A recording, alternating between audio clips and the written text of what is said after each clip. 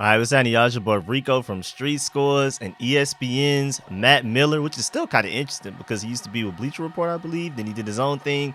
Now he's at ESPN. But ESPN's Matt Miller projects quarterback Anthony Richardson out of Florida to the Washington Commanders, 16th overall in the first round of the 2023 NFL Draft.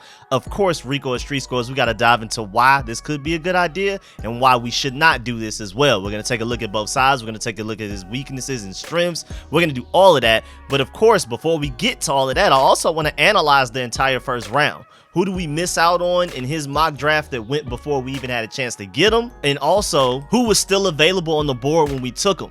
And is Anthony Richardson even the right choice at that point with all of the other guys that were still out there that other teams ended up getting after us? So y'all know, anytime anybody projects a player to us, I have a few other mock drafts I want to do. I have a few other mock drafts from other people that I want to break down. We got to take a look at that player's weaknesses and strengths. We got to take a look at all of the available players that went before and afterwards, all of that type of stuff. But before we dive into all of that, make sure you subscribe to the channel. Hit the bell next to the subscription button so you get notification immediately. And every time I release an informative and opinionated video just like this one, make sure you pull up every Sunday for the Commanders live call-in show where I open up the phone lines and y'all call in. You voice your opinions on everything. You ask whatever question you may have. If it's for me, if it's for the chat, whatever. We can have debate topics, all of that type of stuff. We can talk about quarterbacks, offensive coordinator candidates, the draft, free agency, Senior Bowl, everything, the upcoming schedule, anything Commanders, even outside of the Commanders, the rest of the NFL, this whole Sean Payton crazy chaos that's going on, or even outside of football, basketball, whatever you want to talk about. Make sure you pull up every Sunday so we can discuss it. Again, I open up the phone lines for you to be a part of the show and call into the show and all of that. So make sure I pull up every Sunday, and without further ado, let's get it.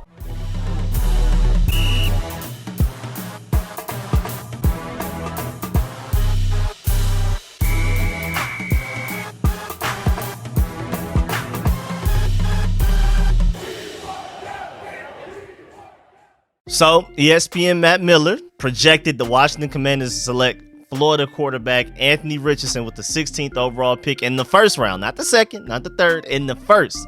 And of course, everywhere you look on Twitter, online, with Commanders fans reacting to it, it's either extremely hot or extremely cold. Like, people either love it or they hate it. There's not much in between. I'm probably one of the very few people that actually are kind of in between on it, kind of leaning towards more so like a like than a dislike. So if there's hate, dislike, middle, like, and love, I'm probably like a like. But again, everything from what I'm seeing, people reacting, they either extremely love it and think it's a home run pick, or they feel like it's the worst pick ever. So that's really funny. But before we dive into whether or not this pick is a good pick for us, why and why not, we're going to take a look at both sides.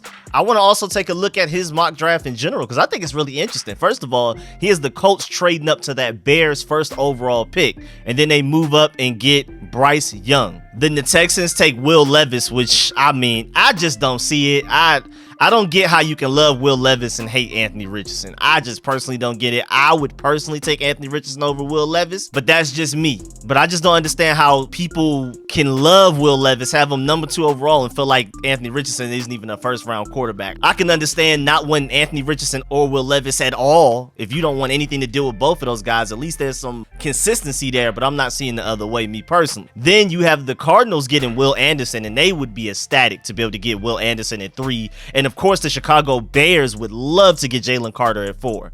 Those are home run hits for both of those franchises. They would be ecstatic to get that because you can expect that quarterbacks are going to go first, especially quarterbacks as good as the ones in this draft. I would expect it to be CJ Stroud at number 2 for the Texans, but who knows, man? I mean, their new head coach has a 6-year deal, so he could get a more raw tools he got like Will Levis over CJ Stroud and potentially not get fired. Whereas if Ron Rivera would have done something like that right now with the number 2 overall pick, he's out of here by the end of the season if Will Levis doesn't just turn into Josh Allen. Somebody brought up the fact that they view him kind of like a Jay Cutler, and I can't unsee it.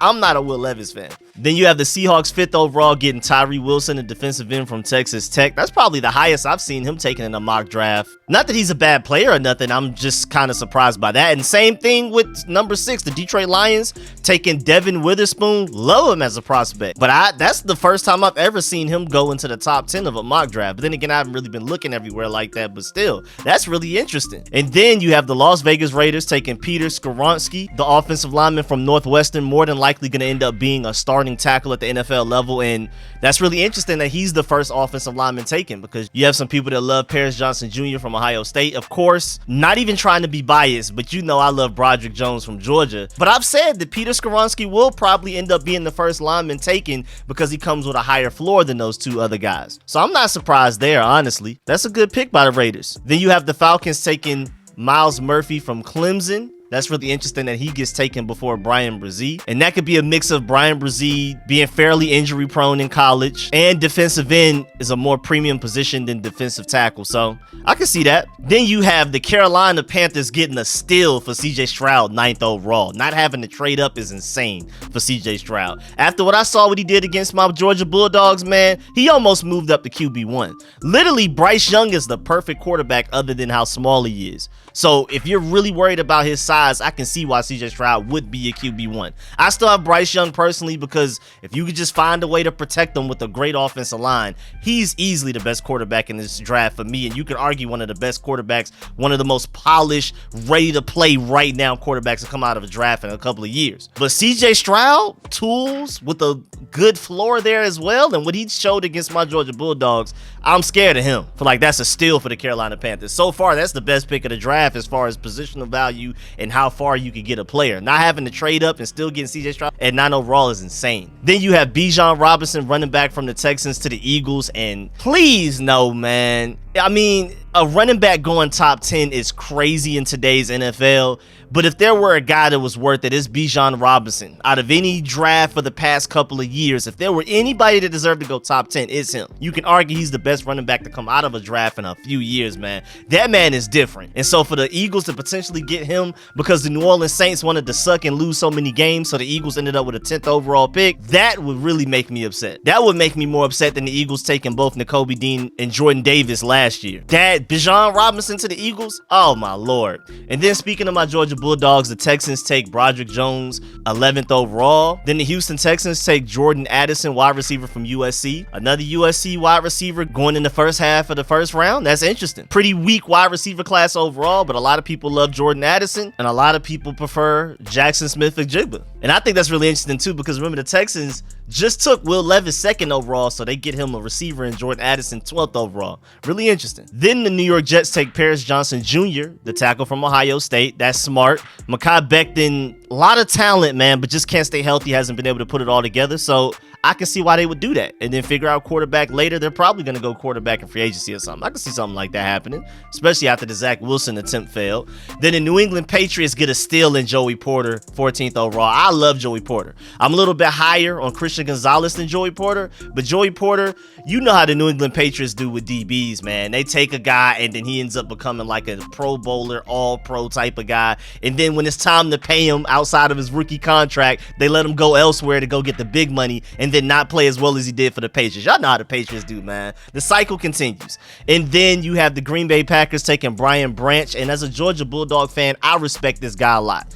Alabama's defense this past season wasn't as good as it was supposed to be, and I feel like Brian Branch was not the problem. That was not on him. I felt like he did really well in not a bad situation, because when you're playing for Alabama, you're still playing with other really talented guys. I mean, you have Will Anderson in front of you, but still, man, I mean, that just wasn't the Alabama defense from 3 years ago, and if he were on that defense, he probably would have gone higher because he would have looked better with him playing with better guys around him and things like that. I feel like Brian Branch, wouldn't necessarily say he's a steal at 15, but I think a lot of people are really sleep on him. And then, 16th overall, Washington Commanders taking Anthony Richardson from Florida. This is what Matt Miller had to say. The quarterback situation in Washington is less than ideal, with Taylor Heineke hitting free agency and Carson Wentz no longer a viable starting option. Yeah, give me that $26 million back, Carson Wentz. I ain't gonna hold you. The Commanders did draft Sam Howell in the 5th round of the 2022 draft, but rarely do day 3 quarterbacks become franchise passers. With Richardson on the board, this is the pick that makes the most sense. He is not a finished product after starting just 13 games in college, but his highs are incredibly high, and he has the highest ceiling of any quarterback in his class, and I feel like that's undisputed. I don't care how much you don't like Anthony Richardson, there's no way you can disagree with the fact that he has the highest ceiling in his class out of quarterbacks, and arguably one of the highest ceilings of any quarterback coming out of draft in a few years, if he can put everything together. Richardson, who is 6'4" and 232 pounds, has the strongest arm in the class too, and he pairs that with game-changing running ability. I mean, let's go ahead and get this out the way. This is not something Matt Miller's saying, but when Anthony Richardson gets drafted, he's immediately at the very least a top 3, top 4 running quarterback in the NFL. I think he has a little bit more running upside and running ability than even a Justin Fields, and you saw what he was doing to people. But at the very least, even if he's not better than Justin Fields, he's in the same region. He's easily a top 5 runner the day he steps foot into the NFL. Then Matt Miller says, the downside? 9 interceptions is just 17 touchdown passes in 2022, and a QBR of 71.2 shows that Richardson's accuracy needs work before he becomes a complete passer. I agree. He completed just 54.7% of his throws over his career, and that is atrocious statistically. That's terrible. I can admit that. And then I know this is gonna make people super upset. Because I love Christian Gonzalez, but the pick right after that, the Steelers take Christian Gonzalez 17th overall. I know that would kill some people. I feel like some people would immediately drop their Commanders jersey and switch teams because of that. I can see that. I can see that being an uproar, especially online, man. I love Christian Gonzalez. I really do. He's my cornerback one, honestly, especially if we want to run a lot of zone. There was a statistic that just came out, I believe yesterday. ESPN, one of those guys, the advanced analytics guys, they brought up the fact that the Commanders, they showed like the top 5 zone coverage success teams in the NFL this past season. We were second. And if you want to continue doing that, Christian Gonzalez is literally probably top 3 player on our big board, honestly. I think they're going to fall in love with him. And if Christian Gonzalez is available at 16th overall, I think he's a more realistic pick than Anthony Richardson. But of course, quarterback matters more than cornerback, point blank period, especially the way that the NFL is set up now, with them still tweaking rules to make it harder for the defense and easier for the offense to score points. I love some Christian Gonzalez, but hey man, if Anthony Richardson hits, which is not likely, but if he does, top 5 quarterback potential easily in the NFL. But that's neither here nor there. Again, Christian Gonzalez going to pick right after Anthony Richardson, man, people will flip tables. That is hilarious. Then you have the Detroit Lions taking Lucas Van Ness, defensive end out of Iowa. Then you have the Buccaneers taking Emmanuel Forbes, cornerback from Mississippi State. The Seattle Seahawks get a steal in Jackson Smith-Njigba from Ohio State, wide receiver, 20th overall. Is kind of a steal there, man. I can see why a lot of people don't necessarily love his ceiling, but his floor is too high for him to make it to 20th overall. But then again, there are a lot of good players that went before this. Then I see my boy Nolan Smith from Georgia going to the Chargers. I love that. With Khalil Mack only getting older, Joey Bosa, great player, but I mean, complaining left and right. And I wouldn't say he's necessarily injury prone anymore, but it's just like, how long can you depend on Joey Bosa to be that guy? I think Joey Bosa is going to last longer than Khalil Mack, who again, Khalil Mack is older. So if you can go ahead and start grooming a Nolan Smith behind him, remember that. And that's really interesting too, because now that I think about it, remember Nolan Smith was the #1 player out of what, the 2019 recruiting class, 2018, 2019, literally the #1 player, regardless of position. Like basically Dylan Raiola in this upcoming recruiting class of 2024, that was Nolan Smith in 2019, 2018, I believe 2019. And the literal comparisons that he was getting was Khalil Mack. And he never ended up becoming that. But I also feel like his injury in the middle of this Georgia season made people forget how good he was. Again, he hasn't looked like Khalil Mack. He has at times, but not completely. I wouldn't say he's going to go on to live up to the expectations of him being the #1 recruit of his recruiting cycle, but he's still a really good player, definitely worth going in the first round, and you can definitely groom him to be the long-term solution opposite of Joey Bosa, and that can be a deadly tandem when Khalil Mack moves on. Then the Baltimore Ravens taking Quentin Johnson, wide receiver from TCU. I'm sorry my Georgia Bulldogs had to do you like that. Then the Minnesota Vikings taking Drew Sanders, inside linebacker out of Arkansas. And that's really interesting. This is not a great linebacker class. There's quite a bit of depth, but there's no home run hitters. So it's interesting that the first linebacker goes 23rd overall, because that sounds just about right. Jacksonville Jaguars get a steal in Darnell Wright, the tackle from Tennessee. Love him a lot. Then you have the New York Giants taking Jalen Hyatt from Tennessee. I'm sorry what my Georgia Bulldogs did to you as well, but a lot of people view him as potentially like another Tyreek Hill. So I'm really interested in seeing how that could work for the New York Giants, because I'm worried about that. I mean, they took a chance on Kadarius Toney. It didn't work. Let's see how Jalen Hyatt goes. And then you have the Dallas Cowboys taking Osiris Torrance outside of Peter Skoronski, who I think will end up being a tackle, he's technically the first interior lineman off the board. That's interesting. 2 Florida guys going in the first round. Look at them trying to keep up with Georgia. I see you. Then you have Buffalo Bills taking Cody March, an offensive lineman from North Dakota State. That's interesting. That's my first time seeing him mocked into a first round. Then the first tight end off the board to the Bengals, 28th overall, Michael Mayer. And they would do backflips if they were able to get him without having to trade up in the first round. 28th overall, one of the very few weaknesses you can argue about the Bengals is the tight end room. And if they could potentially get a really good tight end in him, that could be serious. Because I feel like Hayden Hurst is probably going to end up leaving. And then the New Orleans Saints get Keon White, defensive end from Georgia Tech. That's interesting to see a player from Georgia Tech go in the first round. Shouts out to y'all, man. Kansas City Chiefs taking Derek Hall, defensive end from Auburn. He was supposed to be so much better than he ended up being. It's so crazy how he didn't live up to the expectations. Kind of the same thing with Nolan Smith, but nowhere near as dramatic as Derek Hall. A lot of people thought Derek Hall was going to be that guy.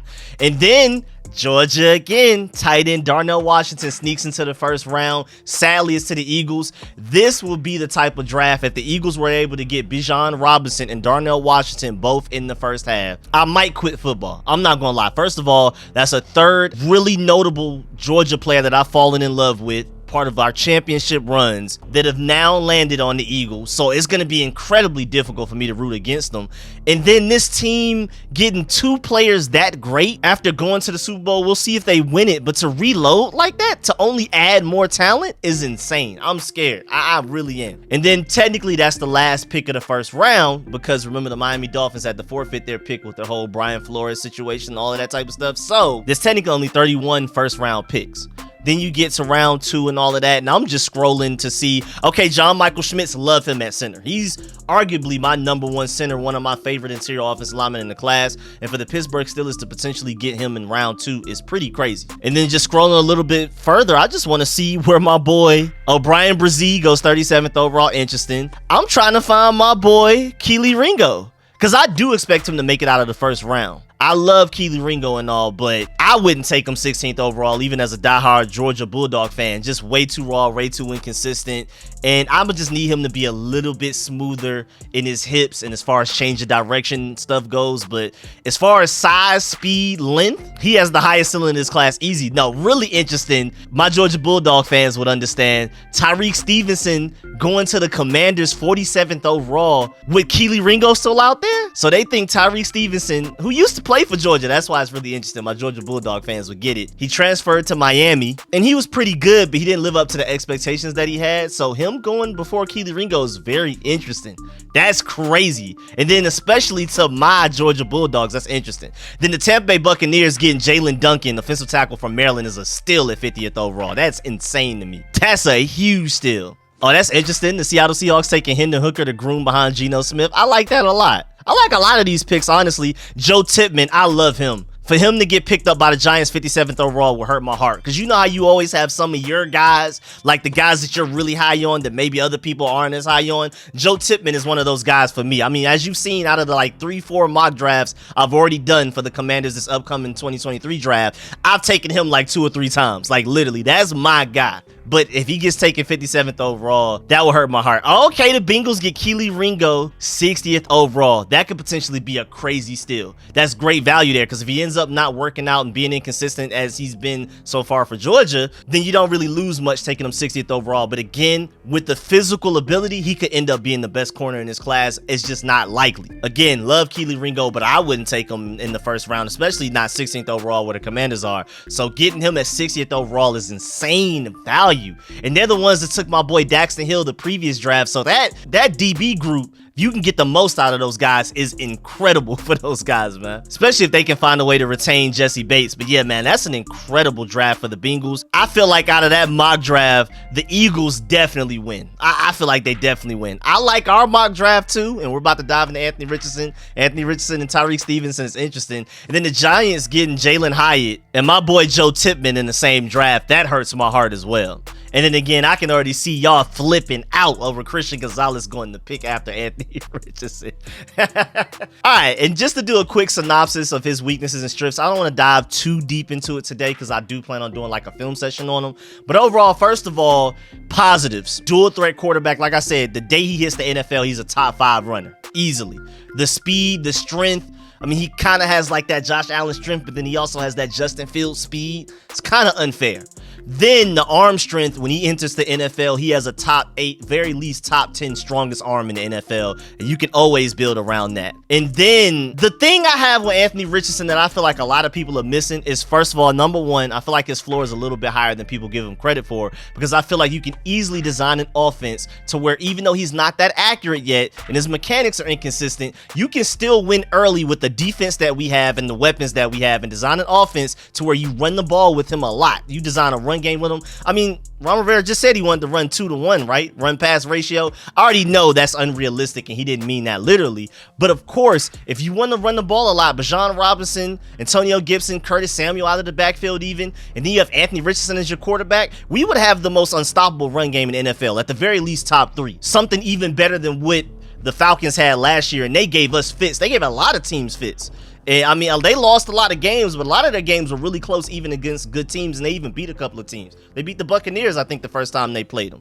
So I think you could basically just model after what the Falcons did with their offense last year. We can do really what the Eagles have done with Jalen Hurts, especially last year wise when I still didn't believe in him. You just run the ball with him. You try to limit him having to do too much quarterbacking as far as throwing the ball and reading the field, only give him half a field to read and things like that. Design plays for him to succeed.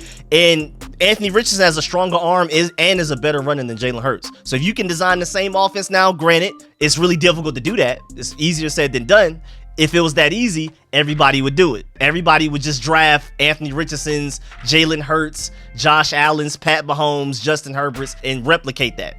I mean, the Titans would have done it with Malik Willis last year if it was just that easy to do it. And I still believe in Malik Willis. Think he has a lot of talent there. But my point is, easier said than done. We don't have Shane Steichen and Nick Sirianni. But still, if we can find a guy, bring in a guy like maybe like an Eric Bieniemy to come in and do that, the Commanders can win games right now. Again, especially with this defense that will get them the ball back often. We already do a really good job, even with Scott Turner as an offensive coordinator, with a bad O-line controlling the clock and winning the time of possession. Imagine if you have an Anthony Richardson where it's 3rd and 5, where Taylor Heineke, for some reason, he just wouldn't run. I don't know if Scott Turner or Ron Rivera were telling him not to, but it would be wide open. The receivers will all be covered, and then there would be an open lane for him to just run and get those 5 yards himself. He wouldn't. Carson Wentz couldn't physically, even if he wanted to save his life. Anthony Richardson would get you that 3rd and 5 and keep the chains going and keep the clock going. At the very least, I feel like his floor is higher than people give him credit for. I'm not saying he has a high floor, but I feel like the difference between him and Josh Allen, which is my point number 2 that I feel like people sleep on, is I feel like on tape, you can see it a little bit more. Like his accuracy issues, all of that comes from straight mechanics. It's not just he's completely inaccurate, because if you look at his best plays only, if you just eliminate the bad plays, only look at his highlights, his best plays, you would think he was the best quarterback since Patt Mahomes in college. Like, it's ridiculous. I mean, like the most accurate, beautiful touch passes dropped right into a bucket where only the receiver can get it and the DB can't, off his back foot. So you see it. There's evidence that is there, but there's just always inconsistency because of his mechanics, most notably his footwork and his throwing mechanics. If you can fix that, he actually does show good accuracy time to time. It's just not very consistent. Whereas some quarterbacks, they're raw and they never really display good accuracy. Anthony Richardson, on the other hand, shows it every now and then, just not often enough for us to be able to trust him yet, if you get what I'm saying. So I feel like his floor is higher because, again, you can run the ball with him, which is my point number 1. You can win right now, Anthony Richardson, in my opinion. You can design the right offense and get it out of him right now. And then again, with his accuracy issues, I feel like it's more mechanics than anything else. It's not just like he's terrible at reading defenses. He has improvement to do there. He's nowhere near a Bryce Young, of course, but nobody in this draft is Bryce Young as far as that goes. But it's just mechanics as to why he's messing up a lot of these throws. It's not like he's just terrible with accuracy like a lot of, like, I just feel like Will Levis just is inaccurate, period. Even with good mechanics, he just misses the throw. Anthony Richardson, pretty much every time he misses a throw, throws an interception or whatever, is usually either, first of all, him trying to be Superman, which is something he wouldn't have to do with the Commanders, doing too much, forcing things. We would just have to coach him out of that. And I feel like that's not that difficult to coach out of somebody, like a lot of people feel like. And then also, it's just bad mechanics. When the mechanics are on, the pass is right exactly where it needs to be. Pat Mahomes level looking. But of course, statistically, his accuracy was atrocious in college. He didn't have a lot of playing experience, but one thing you can give him, is that he did play in the SEC. And even though Georgia did a really good job of shutting them down, definitely one of the quarterbacks that scared me the most that we played this season. I mean, of course, it was nowhere near as scary as CJ Stroud. CJ Stroud was the best quarterback we played against all season by far. It's not even close. But as far as like, oh man, if this quarterback had a few more weapons, if he was a little bit more polished in this way, Anthony Richardson was scaring Georgia. Ultimately, they did end up scoring a lot of points against us, but he was moving the ball, moving the chains, and converting some third downs where I'm like, man, not a lot of quarterbacks we played this season could do that. And I feel like, again, with Terry McLaurin and those guys, Jahan Dotson, a rebuilt offensive line, whether through the draft and free agency, do what you got to do to fix that. And then this defense, I feel like you can easily make, I think we have Anthony Richardson last year, we probably make the playoffs over Taylor Heinicke. Then again, I'm just not very high on Taylor Heinicke or Carson Wentz like a lot of y'all are. But I feel the same way about Sam Howell. If Sam Howell would have started since Carson Wentz got hurt against the Bears, I feel like we would have been in the playoffs. I'm not sure if we win a game, but we definitely make the playoffs with Sam Howell as your quarterback. Speaking of Sam Howell, so even though he's a 5th round pick, he does show a lot of potential. Is it worth taking Anthony Richardson in this draft and then just basically punting on the idea of Sam Howell? I think a quarterback competition between Anthony Richardson and Sam Howell doesn't make a lot of sense. I mean, you don't really want to just automatically delegate Sam Howell to being a backup. But then again, you never know. He may win the quarterback battle. And you have Anthony Richardson, as raw as he is, learning behind him. And then who knows, later down the line, maybe Sam Howell doesn't want to re-sign here on his rookie contract. And now you have an Anthony Richardson that's just been in the refrigerator for the past 3 years. I don't know. That situation doesn't sound too ideal. I feel like if you end up bringing in Anthony Richardson, you're probably planning on trading Sam Howell after he balls out in the preseason or something. So that's where it gets really complicated. Do I really love Anthony Richardson's potential and talent? Yes, I do. But does it make sense for him to come to the Commanders, especially with us potentially bringing in a temporary offensive coordinator, Ron Rivera and Martin Mayhew and this staff picking him and then possibly being gone the next year, and now he's a quarterback in limbo? Because what if the new owner and a new GM and a new head coach want to draft their own quarterback and don't like Anthony Richardson? So now that was just a waste of a 1st round pick when you could have gotten Christian Gonzalez or potentially like a Broderick Jones or a really good tackle, really good corner, really good DB, maybe even a linebacker if you trade back, Darnell Washington. So I can see both sides. Logically, drafting Anthony Richardson 16th overall doesn't make sense for us. It really doesn't. But would I love to somehow have him on roster, especially if he makes it to the 2nd round? I for sure would. But yeah, man, that's the end of this video. Please get in the comment section. Let me know how you feel about everything discussed in this video. Please leave a like on this video if you liked it, if you learned anything. And of course, man, I appreciate all the support, man. Shouts out to all of my sponsors, especially my Pro Bowl sponsor name you see scrolling on the screen right now. Definitely let me know how you feel about this whole Anthony Richardson situation. And if you have any input on us taking Tyrique Stevenson instead of Kelee Ringo in the 2nd round, that's really interesting. Me personally, in the 2nd round, I'm willing to take that risk on Kelee Ringo over a Tyrique Stevenson, but I can see the logic there. Tyrique Stevenson comes with a slightly higher floor, but Kelee Ringo for sure comes with a way higher ceiling. So let me know how you feel about that as well, and I'm gonna catch y'all later. I'm out.